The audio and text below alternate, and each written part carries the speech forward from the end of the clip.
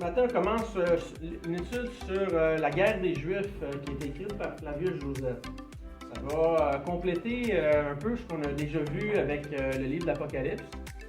Ça va nous apporter des détails additionnels que la Bible souvent ne nous donne pas.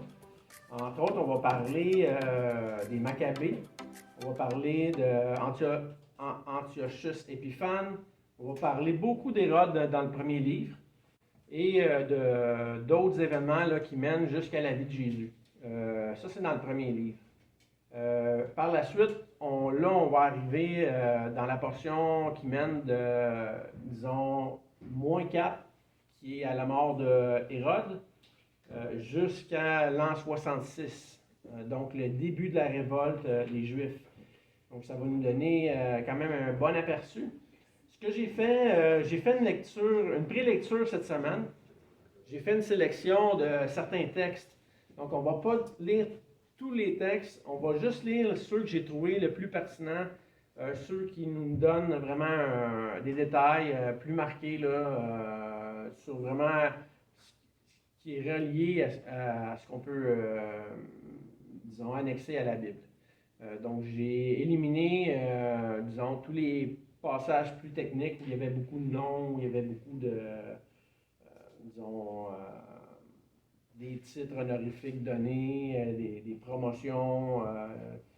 Donc, tout ce qui est secondaire, je l'ai éliminé dans le livre. Donc, ce qu'on va faire, c'est que je vais demander à quelqu'un de venir lire une portion de texte. Et dans certaines sections, je vais commenter. Donc, dans certains, disons, chapitres, il va seulement y avoir la moitié du texte à lire. Donc, je vais vous indiquer là, vraiment à quelle section on s'en va, puis à quoi ça se réfère. D'accord? Je vais demander à Olivier de venir ici à l'avant. Tu vas me lire l'introduction du chapitre, s'il te plaît. Donc, lis-moi ça ici, là, jusqu'au préambule. La guerre des Juifs de Flavius Joseph est un écrit datant du 1er siècle de notre ère, portant sur la destruction de Jérusalem et de son temple en l'an 70. Événement annoncé par Jésus en Matthieu 24, 32. Ce présent document a été préparé dans le cadre du cours sur l'Apocalypse avec herméneutique donné à l'EBCRS. L'information complète peut être visionnée sur la chaîne YouTube L'Église du quartier. Les notes de ce volume sont toutes, à moins d'avertissement spécial, dues à M. Théodore Reynac, archéologue historien qui est né en 1860 et mort en 1928. Bonne lecture. Merci beaucoup. Peux-tu nous lire le passage de Matthieu?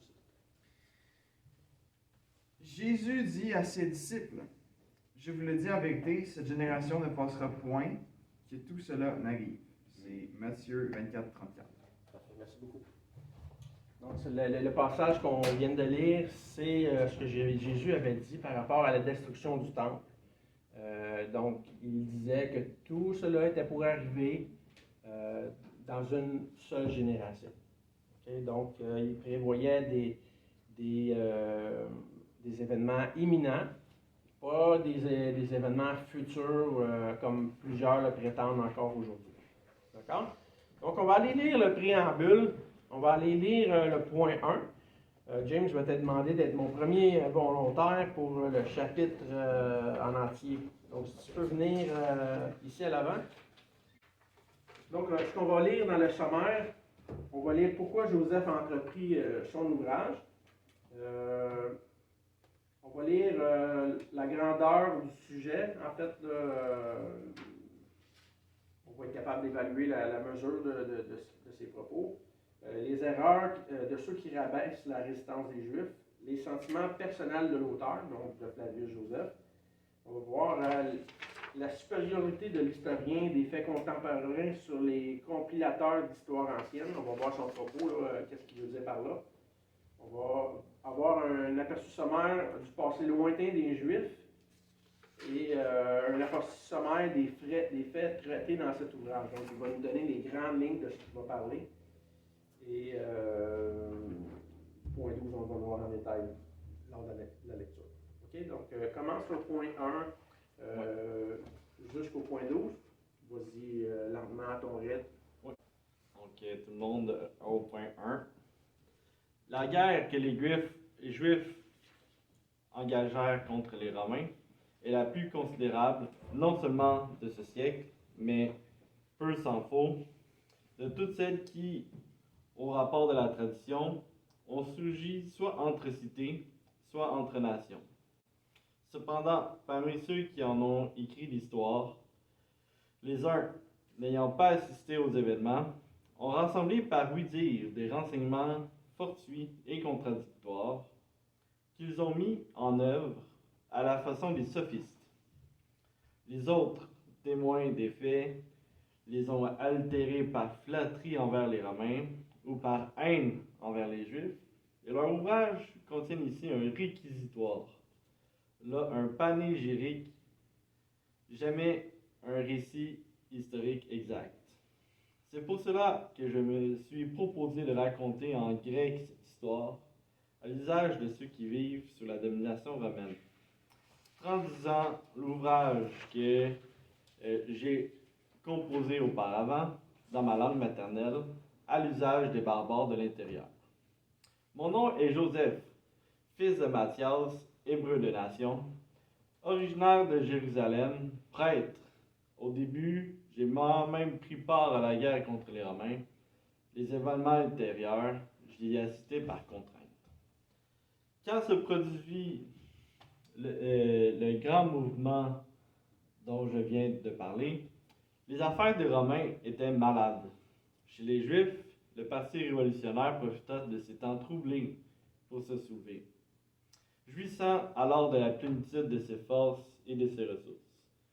Tel était l'excès des désordres, que les uns conçurent l'espoir de conquérir l'Orient, les autres la crainte d'en être dépouillés. En effet, les Juifs espérèrent que tous ceux de leur race, habitant au-delà de l'Euphrate, se révolteraient avec eux. D'autre part, les Romains étaient inquiets de l'attitude des Gaulois, leurs voisins, la Germanie.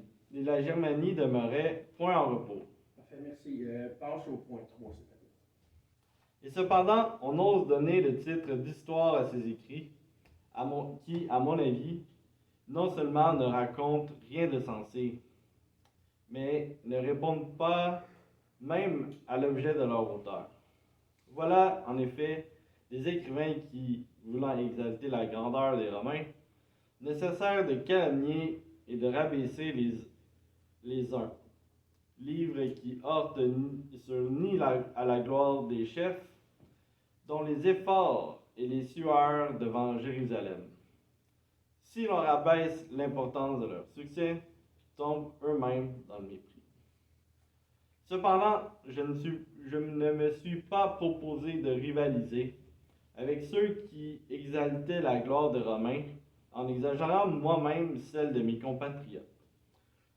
Je rajoute exactement les faits accomplis par les uns et par les autres. Quant à l'appréciation des événements, je ne pourrais m'abstraire de mes propres sentiments, ni refuser libre cours à ma douleur pour gémir sur les malheurs de ma patrie.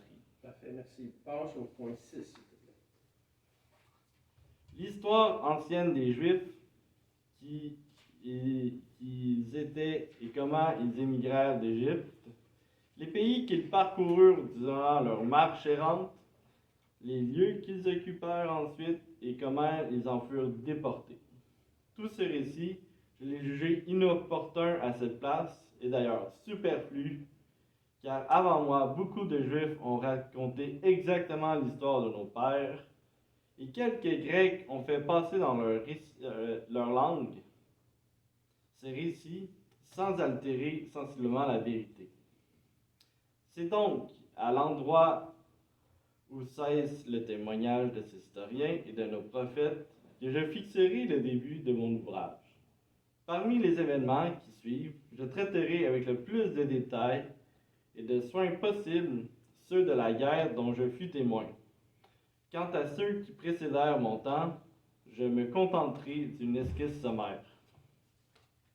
C'est ainsi que je raconterai brièvement comment Antiochus, surnommé Épiphane, après s'être emparé de Jérusalem par la force, occupa la ville 3 ans et 6 mois, jusqu'à ce qu'il fût chassé du pays par les fils d'Asmonée.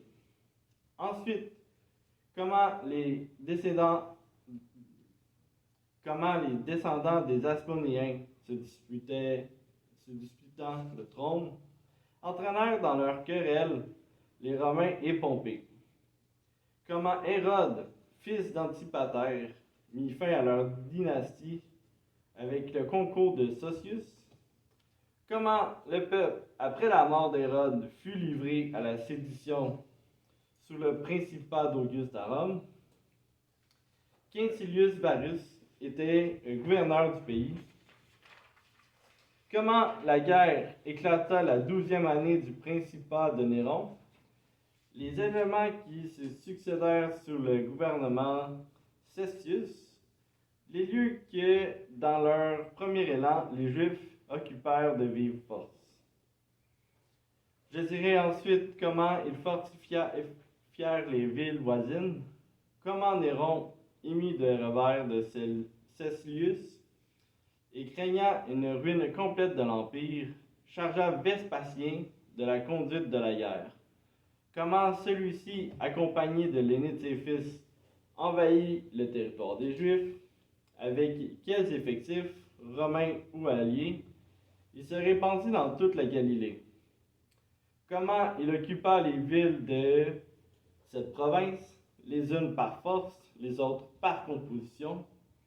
En cet endroit de mon livre viendront des renseignements sur la belle discipline des Romains à la guerre, sur l'entraînement de leurs légions, puis sur l'étendue et la nature des deux Galilées, les limites de la Judée et les particularités de ce pays, les lacs, les sources qu'on y trouve.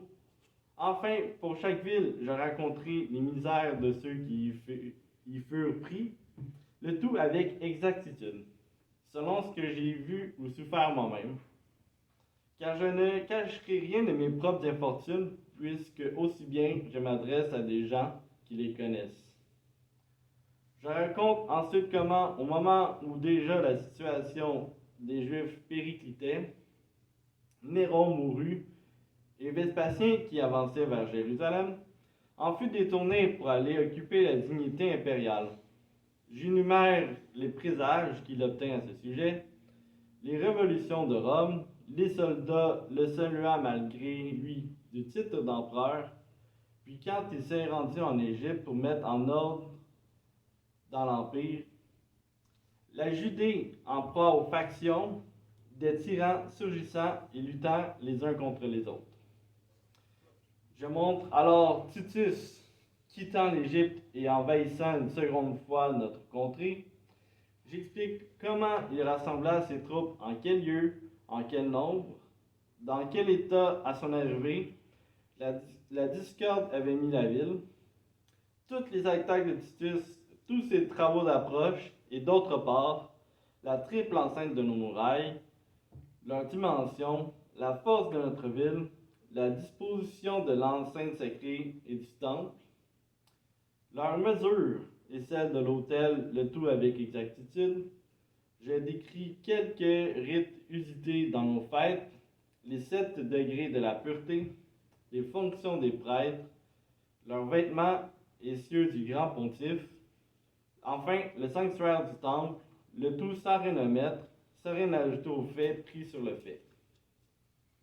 Je dépeins ensuite la cruauté des tyrans contre les compatriotes, contrastant avec les ménagements des Romains à l'égard d'étrangers. Je raconte combien de fois Titus, désirant sauver la ville et le temple, invita les factions à le traiter. Je classerai les souffrances et les misères du peuple, provenant soit de la guerre, soit des séditions, soit de la famine, et qui finirent par réduire à la captivité, je n'émettrai ni les mésaventures des déserteurs, ni les supplices infligés aux prisonniers. Je raconterai le temple incendié malgré César, quels objets sacrés furent arrachés des flammes, la prise de la ville entière, les signes et les prodiges qui précédèrent cet événement, la capture des tyrans, le grand nombre des captifs vendus à l'encan, les destinées si variées qu'ils rencontrèrent, puis la manière dont les Romains étouffèrent les dernières convulsions de cette guerre et démolir les remparts des forteresses. Titus parcourant toute la contrée pour l'organiser. Enfin, son départ pour l'Italie et son triomphe. Tel est l'ensemble des événements que je compte raconter et embrasser dans cette livre. Je ne laisserai à ceux qui connaissent les faits et qui ont assisté là à la guerre aucun prétexte de blâme ou d'accusation. Je parle de ceux qui cherchent dans l'histoire la vérité et non le plaisir. Et je commencerai mon récit par où j'ai commencé le sommaire qu'on vient de lire.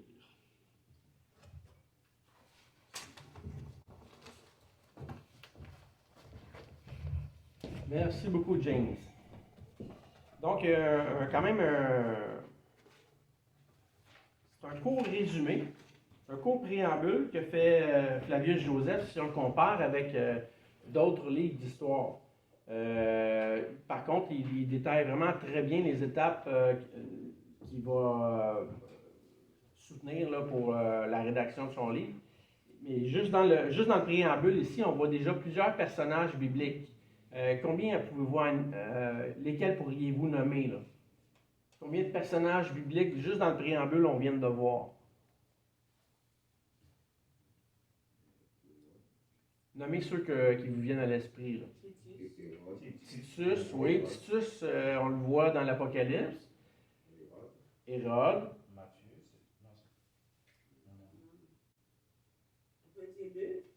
Pardon? J'ai pas compris. J'ai pas compris, Simone, peux-tu répéter? J'ai dit, bon, moi, d'après qu'est-ce qu'on a nommé, c'est comme s'il y en a deux, mais c'est ça. Oui. Il y a Antiochus Épiphane. Antiochus Épiphane, on le voit dans Daniel. Il me semble qu'il en manque un autre. Néron. Néron. Oui, exactement. On voit les Juifs, on voit les Romains. Donc, c'est principalement les peuples là, qui vont être, disons, les plus importants là, dans le livre. On a vu les Grecs aussi. On ne l'a pas lu, là, mais au chapitre 5, il parlait des Grecs aussi. Donc, c'est sûr que si on parle de l'histoire dans le secteur d'Israël, on n'a pas le choix de parler de ces peuples-là. On ne peut pas les séparer. Antiochus Épiphane, quand il nous parlait de l'histoire, il va vraiment en parler très, très brièvement. Là. Antiochus, surnommé Épiphane, il est né en moins 215, il est décédé en moins 164. Il a régné seulement 9 ans et le désordre qu'il a créé à Jérusalem a été assez important. Maintenant, on va commencer avec le livre 1. C'est moi qui vais vous faire la lecture des prochains textes. Donc, on voit dès le chapitre 1 un résumé de l'histoire des Maccabées. Qui connaît les Maccabées? Levez la main si vous connaissez. James, tu connais les Maccabées? Quelqu'un d'autre? Eric? Karine? OK. Les Maccabées font partie de l'histoire des rois séleucides. Si vous vous souvenez, Zacharie est le dernier livre de la Bible dans l'Ancien Testament. Et le prochain récit qu'on retrouve dans la Bible après l'histoire de Zacharie, le livre de Zacharie du prophète, c'est la venue de Jean-Baptiste, de Jésus, les généalogies. Donc, il y a vraiment un 400 années de silence. Ce que Flavius Joseph va nous résumer dans ses écrits ici, c'est à peu près les hauts faits qui se sont passés en Israël durant ces 400 ans de silence-là. Donc, c'est assez intéressant de voir rapidement qu'est-ce qui s'est passé, puis qu'est-ce qui explique le climat du temps de Jésus. D'accord? Donc, on va commencer avec le chapitre 1. Donc, on est aux alentours de l'an moins 167 à ce moment-ci. Donc, le texte nous dit « La discorde s'éleva parmi les notables juifs dans le temps où Antiochus Épiphane disputait la Célestérie à Ptolémée, le 6e du nom. » Donc, il y a eu 6 Ptolémées. En fait, je me trompe, c'est 6 Antiochus qu'il y a eu un après l'autre.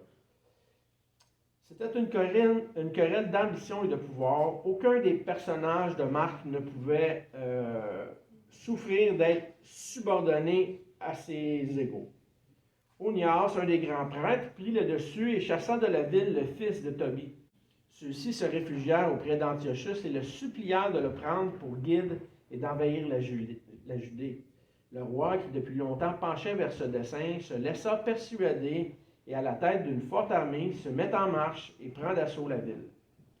Il y tue un grand nombre de partisans de Ptolémée, livre la ville sans restriction au pillage de ses soldats, et lui-même dépouille le temple et interrompt durant 3 ans et 6 mois la célébration solennelle des sacrifices quotidiens. Vous pouvez vous imaginer la grogne qu'il y a eu à ce moment-là. Quant au prêtre Onias, réfugié auprès de Ptolémée, il reçut de ce prince un territoire qui est nommé Héliopolis. Là, il bâtit une petite ville, le plan de Jérusalem et un temple semblable au nôtre. Nous reparlerons de ces événements en temps élu. Au point 2. Antiochus ne se contenta pas d'avoir pris la ville contre toute espérance, pillé et massacré à plaisir, entraîné par la violence de ses passions, par le souvenir des souffrances qu'il avait endurées pendant le siège, et il contraignit les Juifs au mépris de leur loi nationale, à laisser leurs enfants incirconcis et à sacrifier des porcs sur l'autel. Tous désobéissant à ses prescriptions, et les plus illustres furent égorgés. Basidèche, qu'Antiochus avait envoyé comme gouverneur militaire, exagérait encore par cruauté naturelle les ordres impies du prince. Il ne s'interdit aucun excès d'illégalité, outrageant individuellement les citoyens notables et faisant voir chaque jour à la nation tout entière l'image d'une ville captive, jusqu'à ce qu'enfin l'excès même de ses crimes excita ses victimes à oser se défendre. Donc, les actions d'Antiochus ont forcé le peuple à réagir parce que la loi était transgressée, parce que le peuple était transgressé, humilié, et ça a vraiment créé une grande grogne parmi les Juifs. Donc, ça, c'est toujours vers moins 167, donc environ 163 ans avant la naissance de Jésus. Si vous vous souvenez bien, on va le voir dans les textes plus tard, Flavius Joseph va l'expliquer. Hérode est mort en moins 4. Jésus avait, un ange était allé vers Joseph pour lui dire de fuir en Égypte avec l'enfant nouveau-né, avec Jésus. Et quand Hérode est mort, Dieu avait dit à Joseph de retourner en Israël, que tous ses ennemis étaient déjà exterminés. Donc, on a vraiment une période, disons, de 163 ans environ avant la venue de Jésus. D'accord? On continue au point 3. Un prêtre, Matthias, fils d'Assamoné, du bourg de Modéine, prit les armes avec sa propre famille. Il avait 5 fils et tua Barchidès à coups de poignard. Puis, après l'avoir tué, aussitôt, craignant la multitude des garnisons ennemies, il s'enfuit dans la montagne. Là, beaucoup de gens du peuple se joignirent à lui. Il reprit confiance, redescendit dans la plaine, engagea le combat et battit les généraux d'Antiochus, qu'il chassa de la Judée. Ce succès établit sa puissance, reconnaissant de l'expulsion des étrangers, ses concitoyens l'élevèrent au principat.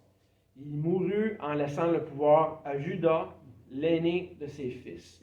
Donc, c'est ce qu'on va voir, c'est ce qu'on appelle les fils Maccabées. Okay? Il y en a plusieurs.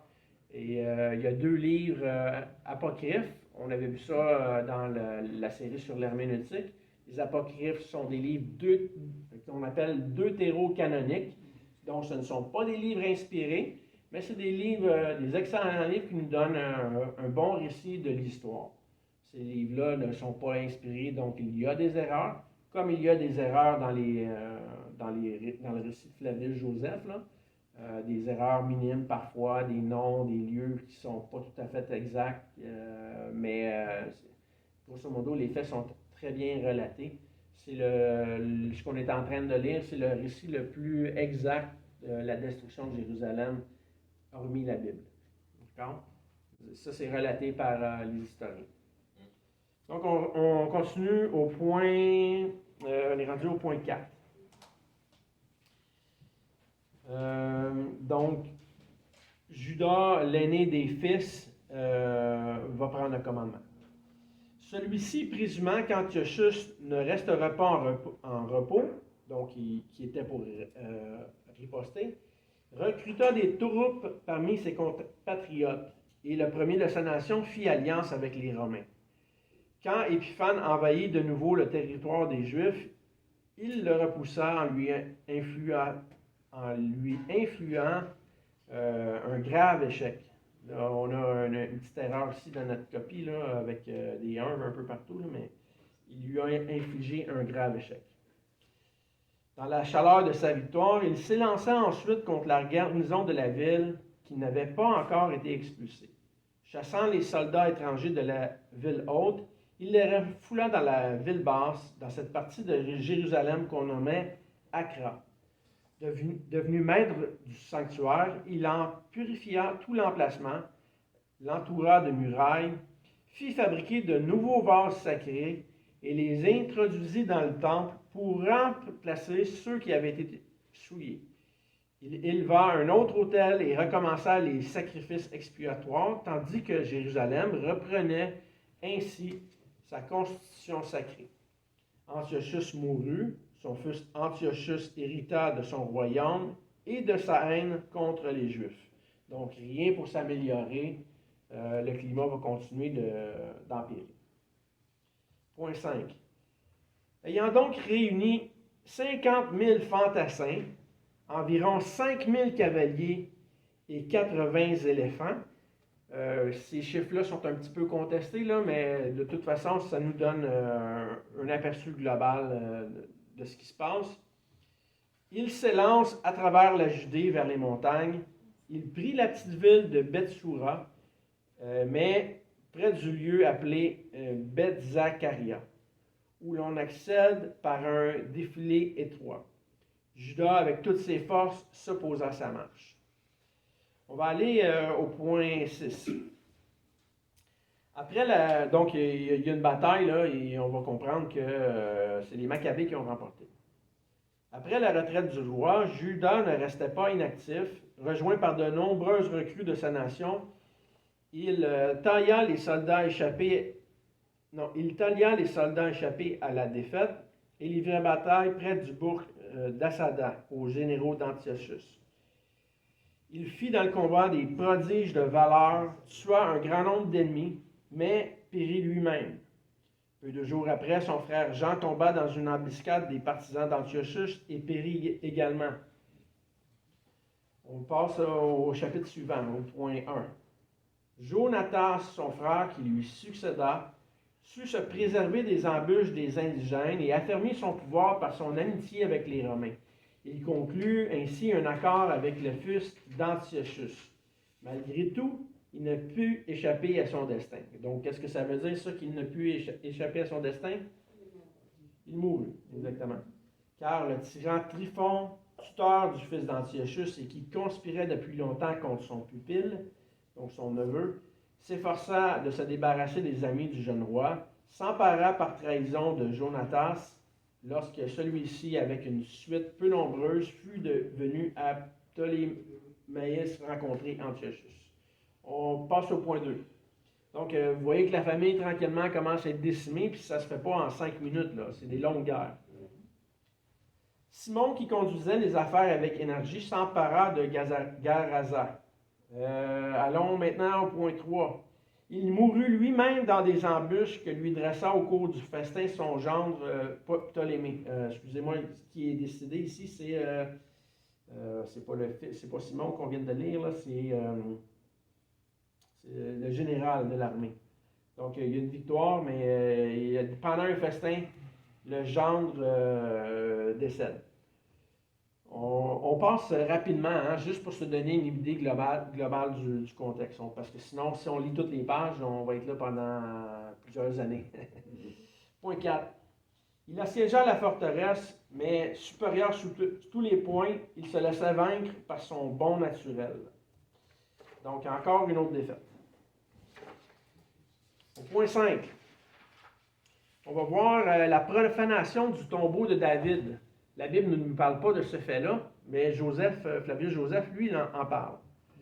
Antiochus, irrité du mal que lui avait causé Simon, fit une expédition en Judée, se posta devant Jérusalem et y assiégea Hircan, qui est un des chefs de l'armée romaine.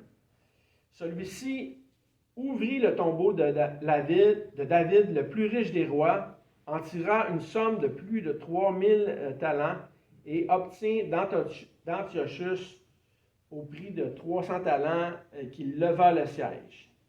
Avec le reste de cet argent, il commença à payer des troupes de mercenaires qui fut le premier des Juifs à entretenir. Point 6. Plus tard, Antiochus partit en guerre contre le peuple des Mèdes. Il fournit à Hircan l'occasion d'une revanche. Allons au point suivant, chapitre 3, le point 1. Après la mort d'Hircan, Hircan en fait était un grand prêtre du temple, un roi des Asmonéens. Il est mort en moins 30. Donc, après la mort d'Hircan, Aristobule, l'aîné de ses fils, transformant le principat en royauté, il fut le premier à ceindre le diadème, excusez-moi, 471 ans et 3 mois après que le peuple eut été délivré de la captivité de Babylone, qu'il fut revenu en Judée.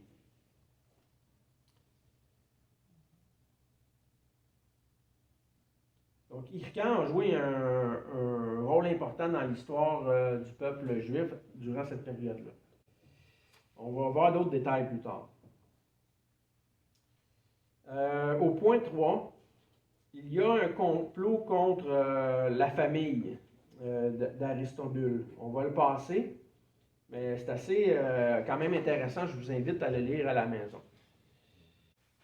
Au point 3 du chapitre 4, on va voir un avènement d'un monsieur qui s'appelle Alexandre Janet. Son nom, en fait, Janet veut dire Jonathan en français. Lui, il est né en moins 103 jusqu'en moins 76. C'était le grand prêtre et le roi asmonéen à ce moment-là. Donc, c'était pas un ami de Rome. Okay? Au chapitre 2 au point 2 du chapitre 4, on lit: il livra aussi bataille à Ptolémée Latyr, qui avait pris la ville d'Assochis. Il tua un grand nombre d'ennemis, mais la victoire resta du côté de Ptolémée, donc toujours du côté des Romains. Ptolémée Latyr, c'est un roi égyptien. Il est surnommé Latyr parce que, en fait, j'imagine que c'est dans le grec. Latyr veut dire pois chiche. Donc, tous les historiens prétendent que c'était comme un surnom qui lui avait été donné parce qu'il avait probablement comme un genre de bouton au visage ou sur le nez, quelque chose dans le genre. Donc, c'est un peu une moquerie, mais à l'époque, c'était pas vraiment un problème de se moquer d'un roi. Ce qui était un problème, c'était vraiment lui faire un affront personnel. Donc, si on se moquait de son physique, ça pouvait passer, mais si on vraiment faisait un affront personnel, ça risquait de coûter cher.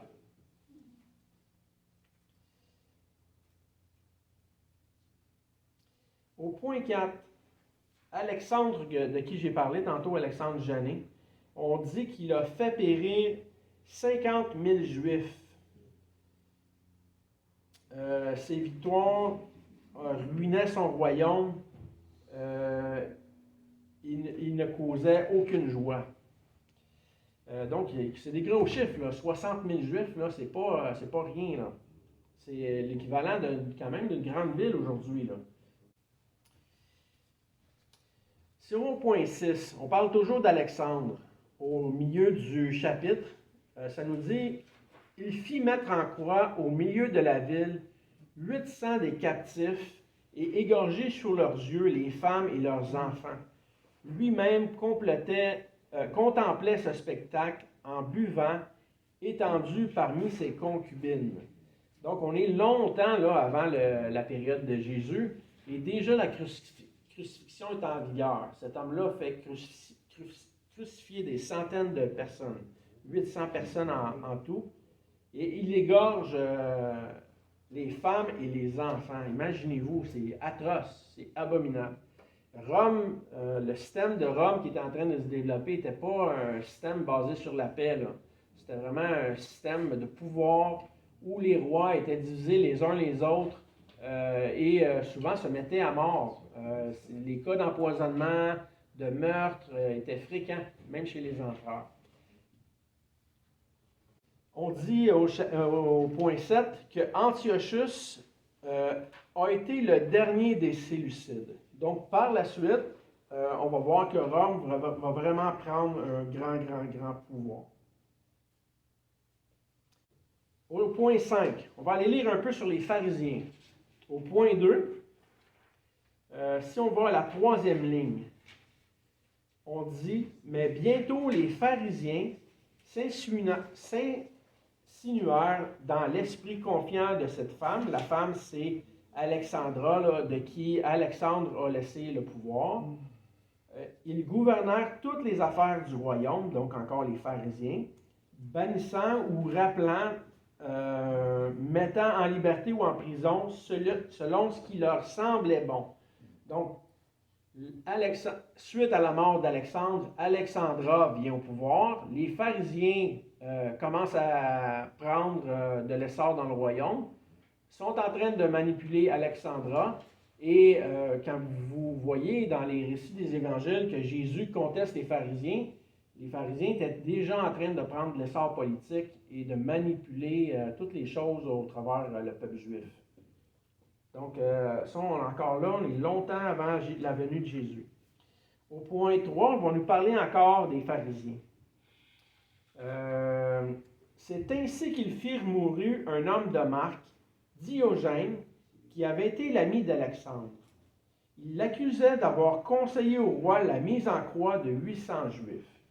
Ils pressèrent aussi Alexandra de frapper d'autres notables qui avaient excité le prince contre ses rebelles.